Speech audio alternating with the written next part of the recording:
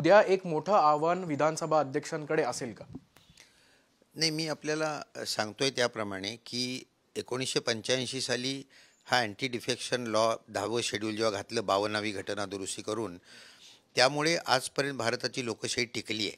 वास्तविक त्यावेळी राजीव गांधींकडे लोक जात होते, तरी त्यांनी पक्षांतर बंदी कायदा करून भारतीय लोकशाहीवर फार मोठे उपकार केले. परंतु हा कायदा भक्कम करण्याच्या ऐवजी यातनं पळवाटा शोधायचं काम फार चाललं आहे. आणि फली नरिमन म्हणतात त्याप्रमाणे पार्लमेंटरी सिस्टीमचं डिजेनरेशन प्राईम मिनिस्टेरियल सिस्टीममध्ये झालं की सगळे, मग इलेक्शन कमिशन असो, एका अर्थाने सुप्रीम कोर्ट असो, स्पीकर असो, गव्हर्नर असो, सगळे एका राजकीय प्रणालीनुसार विचार करायला लागतात. हे दुर्दैवाची गोष्ट आहे. आणीबाणी तसंच झालं होतं, आत्ताही काही प्रमाणात तसंच चाललं आहे. आता सुप्रीम कोर्टाने जो निर्णय दिला आहे, एक लक्षात घ्या की अँटी डिफेक्शन लॉ खाली आपणून जर का पक्ष सोडला तर तो डिस्क्वालिफाय होतो.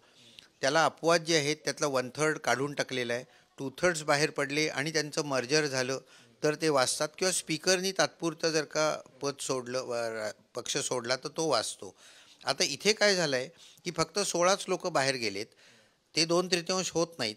त्यामुळे 2/3 एकाच वेळी बाहेर जायला पाहिजे होते, हे सुप्रीम कोर्टाने वास्तविक सांगायला पाहिजे होतं. ते सुप्रीम कोर्टाने सांगितलं नाही, ती पळवाट मोकळी ठेवली. एक, त्यानंतर त्यांनी स्पीकरला सांगताना सेपरेशन ऑफ पॉवर्स खाली हा अधिकार स्पीकरचा आहे, अगदी बरोबर आहे, परंतु किती वेळात द्यायचं, तर रिझनेबल टाईम असं म्हटलं. आता आपल्या इथे रिझनेबल टाईमचे वेडेवाकडे अर्थ लावले जातात.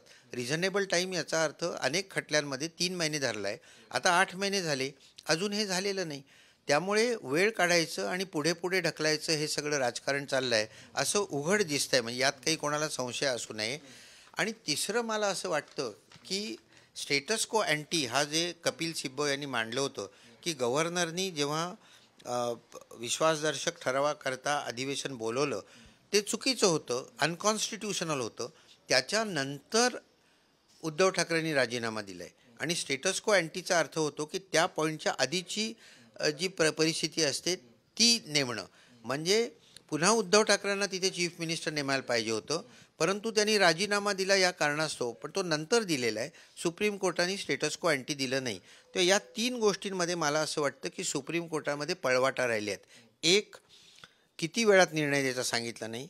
2/3 एकाच वेळी बाहेर जायला पाहिजेत हे सांगितलं नाही. आणि तिसरं, स्टेटस को अँटी दिलं नाही.